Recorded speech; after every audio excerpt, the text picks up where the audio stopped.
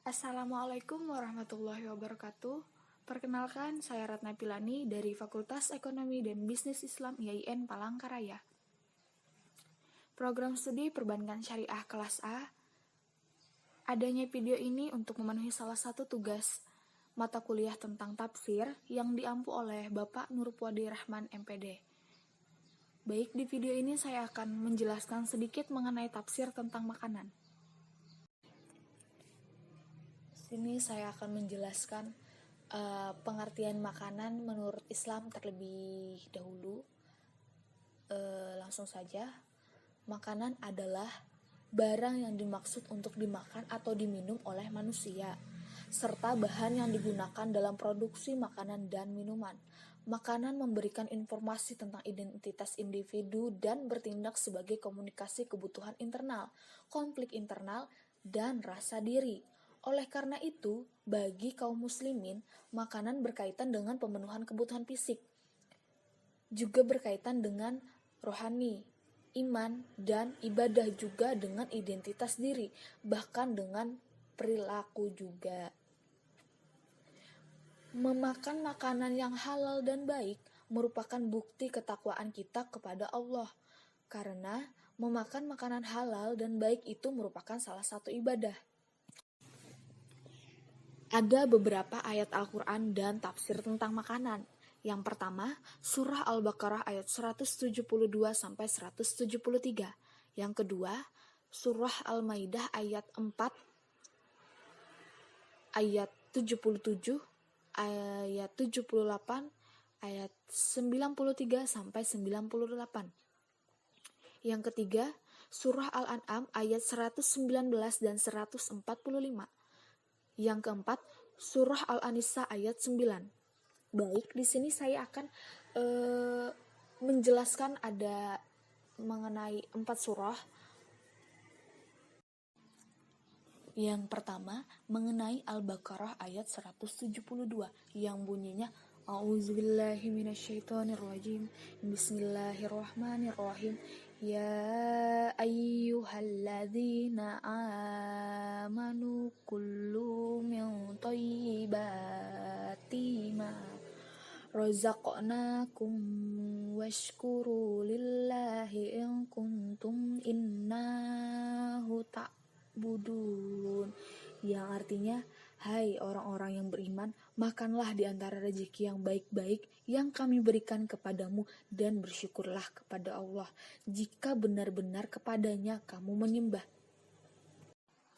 Di dalam ayat ini ditegaskan agar seseorang mukmin makan makanan yang baik yang diberikan Allah, dan rezeki yang diberikannya itu harus disyukuri.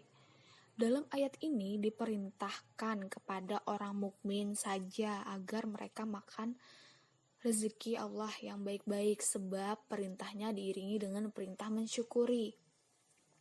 Kesadaran iman yang bersemi di hati mereka menjadikan ajakan Allah kepada orang-orang beriman sedikit berbeda dengan ajakan kepada seluruh manusia. Bagi orang mukmin, tidak lagi disebutkan kata halal sebagaimana yang disebutkan pada ayat 168, karena keimanan yang bersemi di dalam hati merupakan jaminan kejauhan mereka dari yang tidak halal. Mereka di sana bahkan diperintahkan untuk bersyukur disertai dengan dorongan kuat yang tercermin pada penutup ayat 172 ini, yaitu bersyukur kepada Allah jika benar-benar hanya kepadanya kamu menyembah. Yang kedua yaitu surah Al-Maidah ayat keempat yang bunyinya A'udzubillahi minasyaitonirrajim. Bismillahirrahmanirrahim. Yas'alunaka madza uhilla lahum qul uhilla lakumut thayyibat wa ma alamtum minal jawarihi mukallibina tu'allimu nahunna mimma alamakumullah fakulu mimma amsakna alaikum wa dzkuru smallahi alaih wattaqullaha innallaha sari'ul hisab. Shadaqallahul azim. Yang artinya, mereka menanyakan kepadamu, apakah yang dihalalkan bagi mereka? Dan katakanlah, dihalalkan bagimu yang baik-baik dan buruan yang ditangkap oleh binatang buas yang telah kamu ajarkan dengan melatihnya untuk berburu. Kamu mengajarkan menurut apa yang telah diajarkan Allah kepadamu, maka makanlah dari apa yang ditangkapnya untukmu, dan sebutkan nama Allah atas binatang buas itu waktu melepasnya, dan bertakwalah kepada Allah, sesungguhnya Allah amat cepat hisabnya. Dari surah Al-Maidah ayat keempat, ini menerangkan tentang dua makanan yang dihalalkan. Yang pertama, makanan yang baik, yaitu semua jenis makanan yang menimbulkan selera untuk memakannya dan tidak ada nas yang mengharamkannya. Adapun yang sudah ada ketentuan haramnya, maka harus dipatuhi ketentuan tersebut.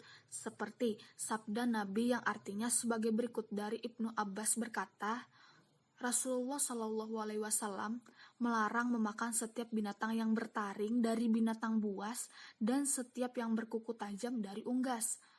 Yang kedua, binatang buruan yang ditangkap oleh binatang-binatang pemburu yang terlatih sehingga buruannya langsung dibawa kepada tuannya dan tidak dimakannya kecuali diberikan oleh tuannya. Apabila binatang pemburu itu memakan buruannya terlebih dahulu sebelum diberikan oleh tuannya, maka buruan itu haram dimakan seperti haramnya bangkai. Selanjutnya, ayat ini menerangkan bahwa hasil buruan binatang yang telah terlatih itu boleh dimakan apabila pada saat melepas binatangnya si pemburu membaca bismillah. Hukum membaca bismillah itu wajib menurut sebagian ulama seperti Ibnu Hanifah. Menurut Imam Syafi'i, hukumnya sunnah. Kemudian pada akhir ayat ini menerangkan supaya bertakwa, yaitu mematuhi semua perintah Allah dan menjauhi larangannya, karena Allah sangat menghitung semua amal hambanya tanpa ada tertinggal dan tersembunyi bagiannya. Yang ketiga yaitu surah Al-An'am ayat 119 yang bunyinya A'udzubillahi minasyaitonirrajim. Bismillahirrahmanirrahim. Wa ma lakum alla ta'kulu mimma dzukira smullahi alaihi wa qad fasola lakum ma harrama alaikum illa mattorirtum ilaih wa inna katsirol layuzilluna bi ahwaihim bi ghairi ilmi inna rabbaka huwa a'lamu bil mu'tadin. Shadaqallahul azim. Yang artinya, mengapa kamu tidak memakan binatang-binatang yang halal yang disebutkan nama Allah ketika penyembelihannya? Padahal sesungguhnya Allah telah menjelaskan kepada kamu apa yang diharamkannya atasmu, kecuali apa yang terpaksa kamu memakannya. Dan sesungguhnya kebanyakan dari manusia benar-benar hendak menyesatkan orang lain dengan hawa nafsu mereka tanpa pengetahuan. Sesungguhnya Tuhanmu, dialah yang lebih mengetahui orang-orang yang melampaui batas. Dari surah Al-An'am ayat 119, ayat ini turun berpesan kepada kaum muslimin yang masih ragu. Yakinlah bahwa makanan yang telah kalian sembelih dengan nama Allah, demikian juga yang telah ada ketentuan tentang haramnya adalah halal buat kamu. Sesungguhnya mengherankan mengapa, yaitu apa yang terjadi atas pemikiran dan hati kamu sehingga kamu tidak memakan binatang-binatang halal yang telah disebutkan nama Allah ketika penyembelihannya. Padahal sesungguhnya Dia meyakini Allah telah menjelaskan kepada kamu melalui Rasulnya dengan menjelaskan secara terperinci menyangkut apa yang diharamkannya atas kamu. Karena itu, jangan memakan yang diharamkan kecuali apa yang terpaksa kamu makannya dengan ketentuan tidak melebihi kebutuhan kamu untuk mempertahankan hidup. Atau dia telah menjelaskan kepada kamu secara terperinci tentang makanan yang halal dan yang tidak secara rinci dijelaskan, hanya yang menyangkut apa yang terpaksa kamu memakannya. Siapa yang mengikuti tuntunan ini, mereka telah mendapat petunjuk dan meraih pengetahuan, walau jumlah mereka sedikit, begitu pula sebaliknya. Yang keempat atau yang terakhir yaitu surah An-Nisa ayat 9 yang bunyinya A'udzubillahi minasyaitonirrajim. Bismillahirrahmanirrahim. Wal yakhshal ladzina law taraku min khalqihim durriyatan dhi'afan khafu alaihim waliyattaqullaha wal yaqulu qawla syadida. Sadaqallahul azim. Yang artinya, dan hendaklah takut kepada Allah orang-orang yang seandainya meninggalkan di belakang mereka anak-anak yang lemah yang mereka khawatirkan terhadap kesejahteraan mereka. Oleh sebab itu, hendaklah mereka bertakwa kepada Allah dan hendaklah mereka mengucapkan perkataan yang benar. Nah, jadi di dalam ayat ini membahas tentang peringatan kepada orang-orang yang akan meninggal. Dalam ayat mengatur wasiat atau harta benda yang akan ditinggalkannya. Untuk menjelaskan ayat ini, maka dinukilkan cerita tentang sahabat Nabi yang terkemuka, yaitu Sa'ad bin Abu Waqqas. Pada suatu hari ia tertimpa sakit padahal harta bendanya banyak, lalu ia meminta fatwa kepada Rasulullah karena ia bermaksud hendak mewasiatkan harta benda itu seluruhnya bagi kepentingan umum. Mulanya beliau hendak mewasiatkan seluruhnya, lalu setengahnya, lalu Rasul berkata itu terlalu banyak. Lalu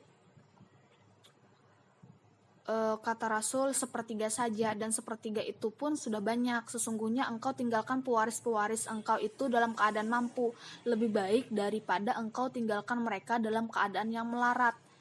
Menadahkan telapak tangan kepada sesama manusia.